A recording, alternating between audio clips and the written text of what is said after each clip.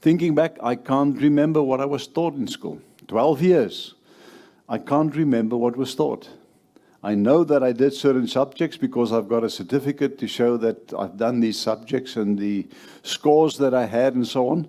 But I can't remember much of anything that happened in class. What I do remember are the times where a teacher became mad at the class and decided he's going to ask questions. And if you can't answer the question, you go to the back room and you got a hiding of your life. I can remember that, especially the boys. We had to bend over and he had this long piece of wood and he really gave us a good hiding. I can remember that. And I do remember people.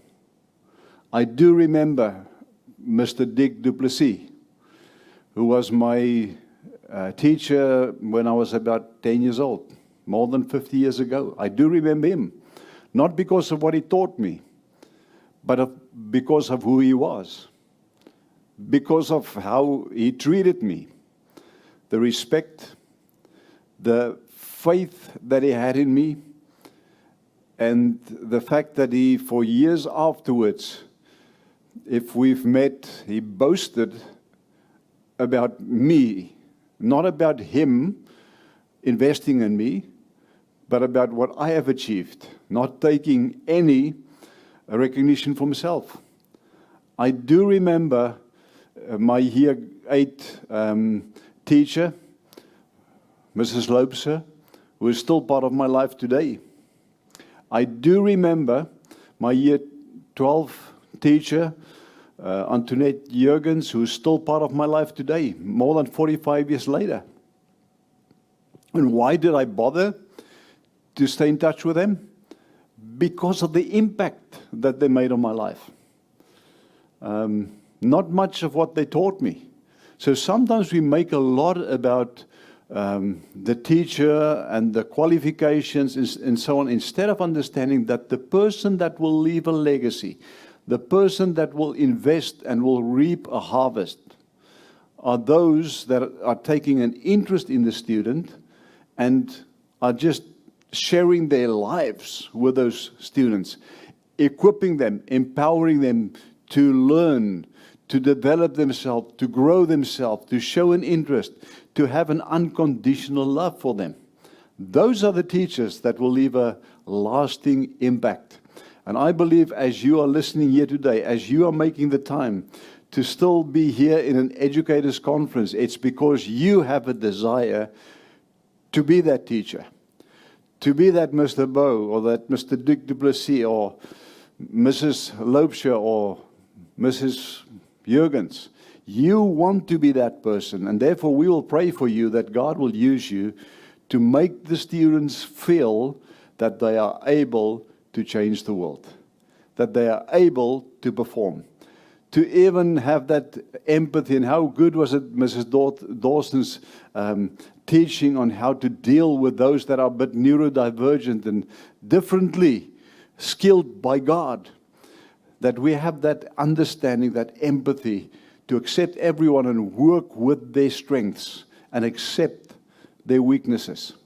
So good, so good. So this afternoon I'm going to just talk to you all a little bit about some of the challenges that we have in AC schools across the world, and that has again raised its head in Fiji and in other places, and how we feel we should approach it. And that is to talk to you about the staff in our schools.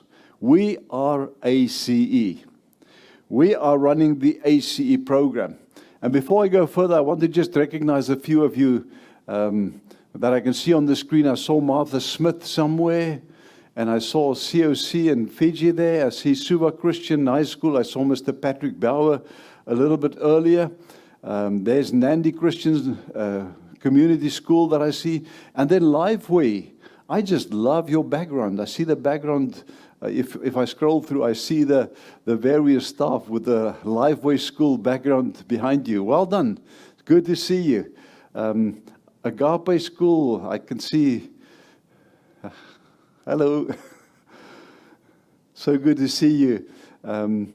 So it's so good to just connect with you in this way and almost feel that I can touch you, almost feel that we are here. We are actually meeting face to face. It's just so good.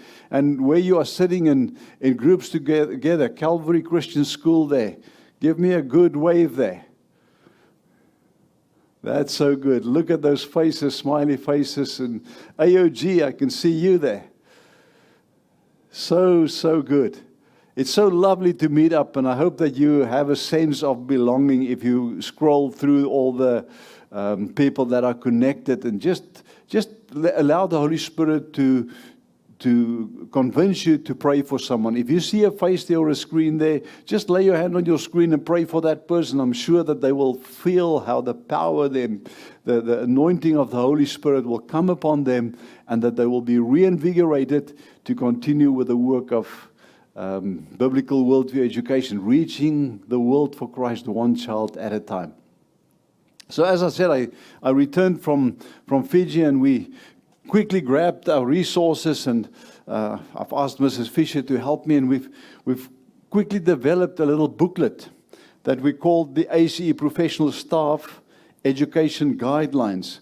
And in this little booklet, we are trying to make it clear that in ACE schools, we do not need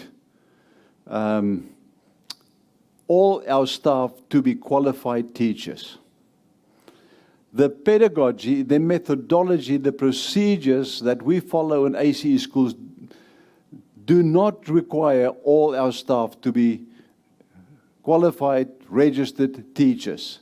And if we don't communicate that with our authorities, they will expect all our staff to have a very expensive degree.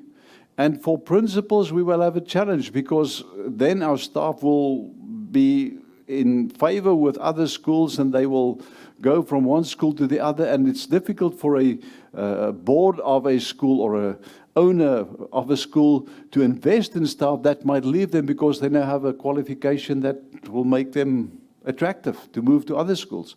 We are not against people getting trained and getting a proper teaching degree. We are all for that. The point I want to make today is we do not need all our staff to be registered teachers. And we need to understand this, and this is what we've done over a couple of days, is to just develop a little booklet to explain clearly that although we respect and value qualified teachers a lot, with our philosophy, with our ratio, student-teacher ratio, we do not and we cannot afford to have all our staff be registered teachers and pay registered teachers salaries to them. We, as ACE, rely heavily on supervisors, and a supervisor needs to be relevantly trained to assist the students in their learning process and assist the teaching principal or the teacher that we have in achieving the goals in the school.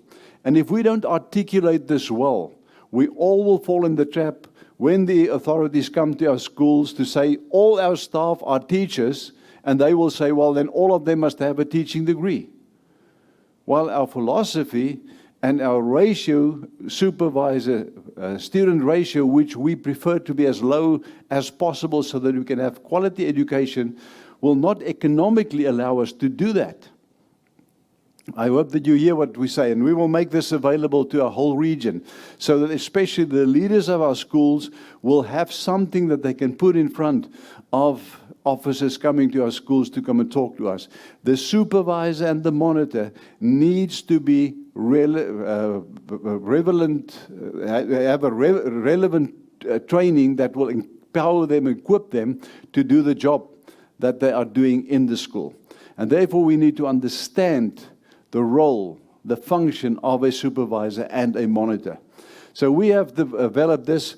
Many of you will remember that a few years ago we started releasing documents to help people to gain a Christian education certificate through SKI, because we believe that that will be ample equipment for people to function as a supervisor and a monitor in a school. And now more and more countries are looking at us and say, so how will you train the staff that will be in the school. If they're not teachers, what training will they need? So we've developed a number of stuff, and we are sending it off to the relevant people. Patrick Bauer, if you are looking, we've developed some stuff. Here's a very, very good article by Dr. Terry Harding. It's a PACE, not a textbook. With a textbook, you need a teacher that will try and explain to the students what's in a textbook.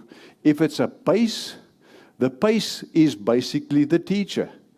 There are guidelines in the PACE that will support the student in their learning.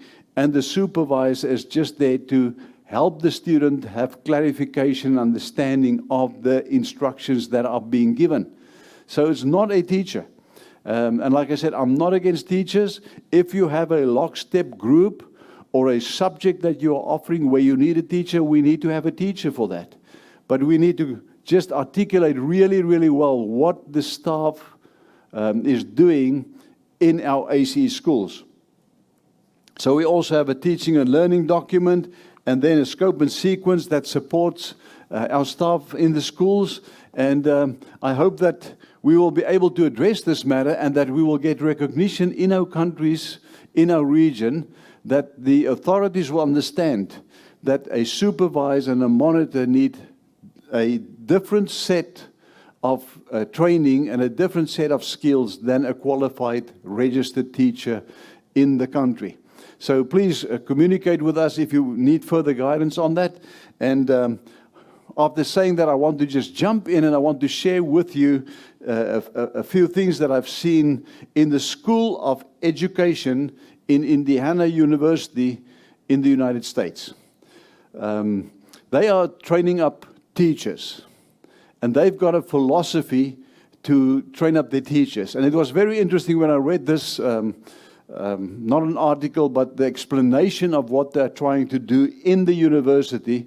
And I saw so many things that are so valuable to us, and they just have a different approach to get there, while we in ACE have a unique way of delivering. And I just hope that today the Lord will help us to understand that our program, the program, when I refer to the ACA program, I refer to the resources plus the staff that are being invested in the lives of the students. As we've heard before, as I've shared in the beginning of this, it's one thing to have a book. I can't remember how many books I've read in my life. I can't remember how many assignments I did in my life, but I remember the people that had an impact on my life. So it's not just about many students as part of the harvest will remember that they've done the PACEs.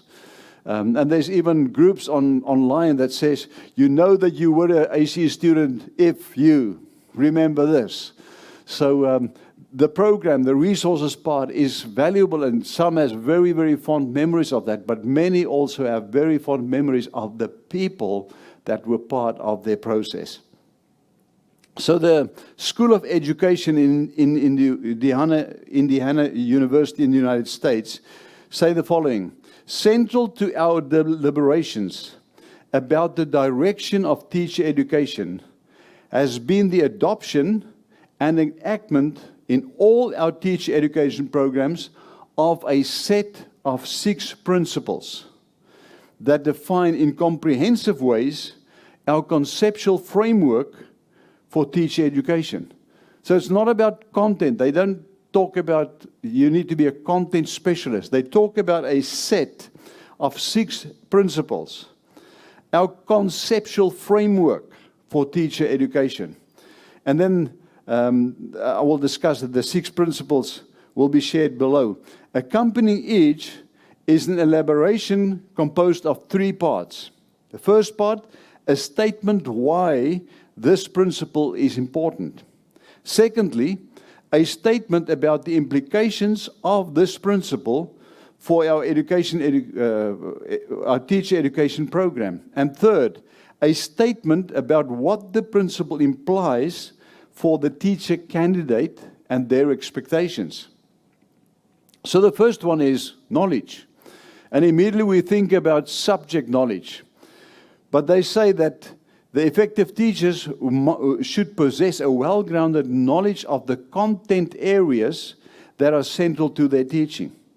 They also have an in-depth comprehension of the forms of knowledge embodied in the traditional disciplines, of the interdisciplinary nature of inquiry, and of the multiple forms of understanding that individual students bring to the classroom. So what they're saying is you need to have the knowledge. You need to have content understanding. But you need to understand how to apply that to the individual student. It's just good whenever I go to any of these websites that I find online to see how people understand that children are different at the same age. They are just completely different. They were born and they were raised to have a different set of skills, of strengths and weaknesses. And as educators, we need to have knowledge. We need to have the skills. We need to be empowered to help them. But if we don't address it on an individual, one-by-one basis, we are going to fail in generating what we want to see in the future.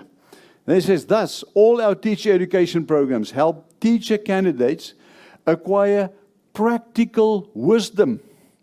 I loved it. When I read that, I thought, this is a university in the United States that have set up a set of rules to guide them in training up educators. And they are talking about practical wisdom, not just about content. They're not teaching people to be content specialists that will stand in front of a classroom and try and impress the students with their knowledge. They want them to have practical knowledge. Practical wisdom that integrates forms of understanding, skilled action in and outside the classroom, and a particular sensitivity to the diversity of students. It was like music to my ears. I'm literally reading the extract that I pulled off from their site. The particular sensitivity to the diversity of students. Teacher candidates are expected to be well-grounded in student development, the content areas that are central to their teaching, and assessment strategies. So the bottom line is, you will be in that learning center on your class, and you will sit with a group of students, and they're all different. And as a teacher, as an educator, you need to understand that you need to engage with them, each on his or her level or ability to perform on. So it's good to see that this is being recognized in the higher educational entities in other parts of the world. Then they go further and say, our teacher education programs help students acquire a practical wisdom that integrates multiple forms of understanding, skilled action in and outside classrooms, a particular sensitivity to the diversity of students. They make the statement and then they repeat the statement. This has to be in our education programs. And then they say, our teacher candidates, when we talk to the candidates that we are training up to become teachers, they should be well-grounded in content areas, but also in student development, in assessment strategies, in educational research, in leading technology, but they need to understand how they will impact the individual child. The second guideline is a learning environment. Teachers are expected to be thoughtful, reflective, caring practitioners. It's so good to see at the as pillars of the education, they are actually challenging the teachers to be caring practitioners in actual educational settings. Teacher education programs must maintain or create experiences in school and on campus so that instructors can assist candidates in developing and assessing the professional experience. So the higher education entity must have trainers that will assist the candidates, the potential students or potential teachers, to develop these things that are needed in the school where they are engaging with the young students. Thus, all our teacher education programs include early and continuous engagement through direct immersion or simulation with the multiple realities of children, teaching, and school. Saying, Children will have their own set of realities, and the professors must teach the teaching students how to recognize and deal with that at school level. Our teacher education program assists candidates in developing and assessing the effectiveness in actual educational settings. It includes early and continuous engagement with the multiple realities of children. So good. Sounds like music to my ear. And I really hope it's not just a set of rules set by this university, but that they are actually striving to have that done and continuously challenging the student teachers to keep these things in mind. And then they address the student candidates and they say, act as thoughtful, as reflective, as caring practitioners while participating in their field experiences. Create and nurture a positive physical, social, and academic learning environment. Still, it's not about teach them facts. Teach them certain things that will help them pass their tests. It's about what you do with the students, the dynamics of the classroom, how you engage with the students. I just loved it when I saw this. 3, and you will immediately recognize this. They say it's important to teach our teachers of the future that there is personalized learning. Good teachers build on their students' interests, their orientation to learning and hopes. Similarly, teacher education programs should offer teacher candidates opportunities to individualize and personalize their preparation as teachers. So they say, we can't expect you to understand the individualized process in the classroom if we don't allow you to have that at university level. So we will look at you as individuals, and we will support you in an individualized training program so that one day when you are in the school, you will recognize that and support the students in an individualized program. And then they say, our teacher education program gives candidates a significant measure of control over how, when, and where the learning takes place. Like I said before, I love hearing these things. It is integral part of the training of teachers in this university. And it enables candidates' interests and values to shape major portions of their work. And then again, they speak to the candidates. You need to understand students' ability levels. You need to understand students' individual ability levels, their interests, their learning styles, and then you need to plan and implement instruction that reflects the diversity among the many learners that you will engage with. It really stirred me up, and I know that there are very serious, called, passionate educators out there, and somewhere in this university there was someone who was passionate about what's really important in training up people, educating people. The fourth one is community. Effective teacher preparation requires that participants develop a sense of community through engagement in shared activities and issues. The longevity of relationships required to establish community has several advantages for all its members. It brings coherence to programs, fosters an appreciation of the power of cooperative effort, and encourages a dialogue that promotes the continual rejuvenation of teacher education. Thus, all our teacher education programs foster a sense of community among their teacher candidates, among faculty members, between faculty members and candidates, and between the university and the schools eventually. Teacher candidates are expected to understand and to be involved in their academic learning community. They should build and develop relationships with the school, with the students, with the corporation, and with their community. This is at the foundation of training up teachers to go into schools. They need to understand how important community is. They need to understand how important long-term relationships are in a school.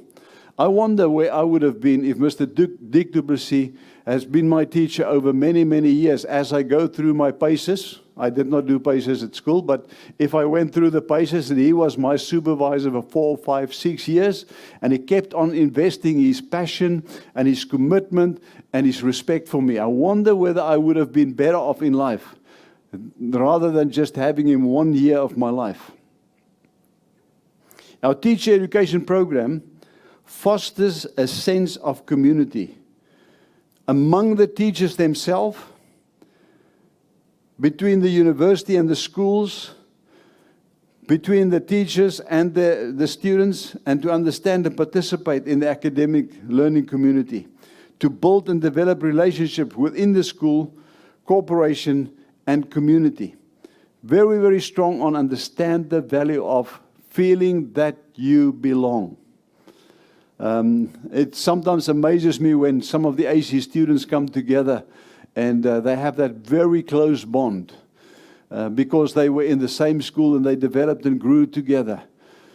When I grew up, I was put in a class that offered the subject that I'm taking. So sometimes I sat in a class and it were people that I didn't really mingle with normally. And that made that learning in that specific class just so much difficult. I remember one of the subjects that I did was German. I decided to have another subject and I took German. And I was the only boy against a number of girls. And I felt out and I felt that I'm struggling to learn because of the community and the situation that didn't fit me really well at that point in time. But I was committed to do the subject and I just pushed through. 5, critical reflection. Effective teachers will reflect critically on the moral, the political, the social, and the economic dimensions of education.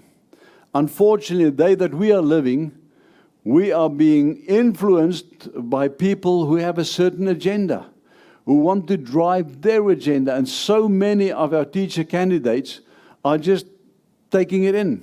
They're like sponsors and they just take it in. But the base guideline here is you need to reflect critically on the moral, political, social, and economic dimensions of education. This requires an understanding of the multiple contexts in which a school will function, an appreciation of diverse perspectives on educational issues, and a commitment to democratic forms of interaction. So they are investing in the teachers to develop them to have the skills to negotiate through the confusion that is around them. Thus, all our teacher education programs encourage students to develop their own social and educational visions. Listen to this again. Our teacher education program should encourage a student to develop their own social and educational vision that are connected to critically reflective practice. So this university is saying, we do not want to tell you what to believe. We are not going to push a certain agenda. That's not good education. Good education is to equip you to be critically reflective about what you hear and then form your own vision of how you will engage with students in your classroom. Teacher candidates are expected to reflect continuously on all aspects of their teaching experience to identify ways for improvement as individuals, as part of the school community, and as part of the teaching profession. Our teacher education program encourages candidates to develop social and educational visions that are connected to critically reflective practice. We want to foster candidates' appreciation of diverse perspectives on educational issues.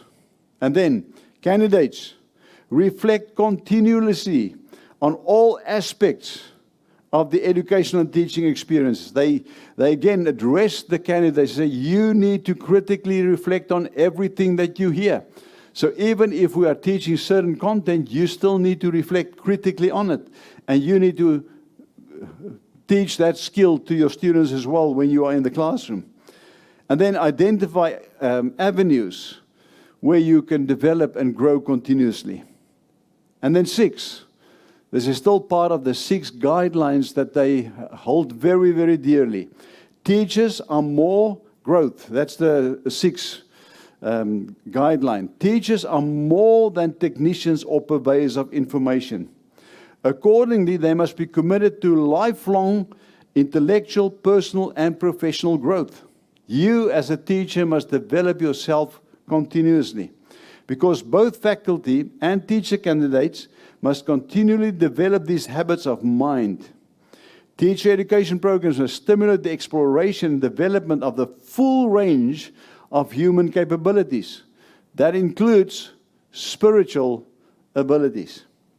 Thus, all our teacher education programs foster intellectual curiosity and encourage an appreciation of learning through the sustained analysis of ideas, values, and practices, and through intuition, imagination, and aesthetic experience. Teacher candidates are expected to develop a philosophy of teaching and learning. This philosophy and continuous professional growth should include values, commitments, and professional development. So good to see that they've realized that values are such an integral and important part of the world, of communities.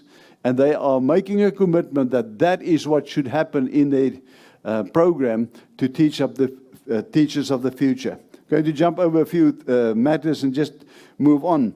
As we begin this new millennium, our individual and collective efforts in the School of Education at IU continue to be focused on developing the very best possible experiences for teacher candidates. So it's not just about getting them qualified. It's to give them the best experiences. So there they are saying we rely on our lecturers, the doctors and professors, to give the student the best experience, because they also realize that the way that you engage with someone that's guiding you, that's mentoring you, will stay with you forever. So they say to their teaching staff, you need to teach these educational candidates to have certain experiences that will stay with them for life.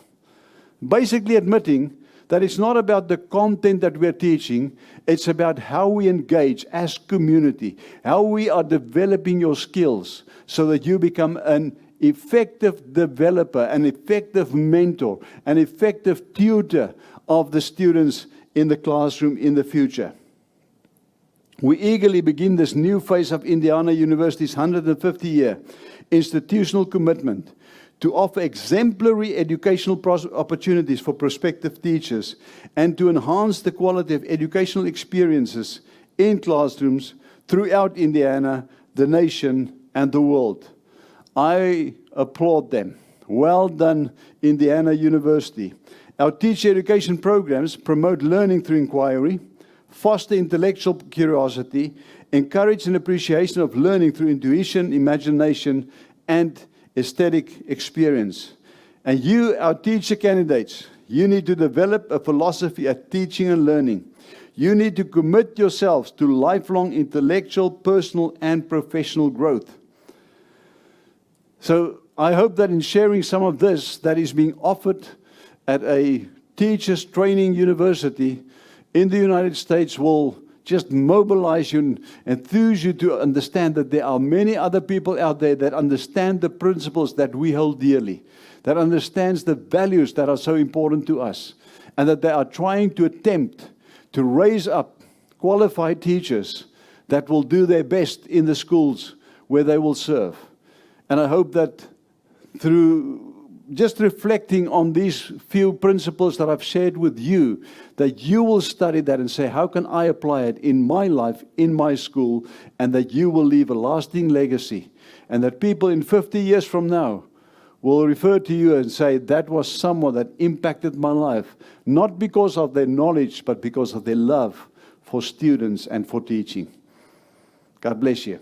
Father, we thank you that we can pray for each and every person that was part of today's conference. And Lord, that the words that were spoken will be like seeds that are being sowed on fertile soil. And that you will protect it, Lord, against the birds of the air, against weeds, against the deception of this world. And that we will have people that will develop and grow further and understand it's not how clever we are. It's not what qualifications we have. It's how passionate we are about educating that person in front of me.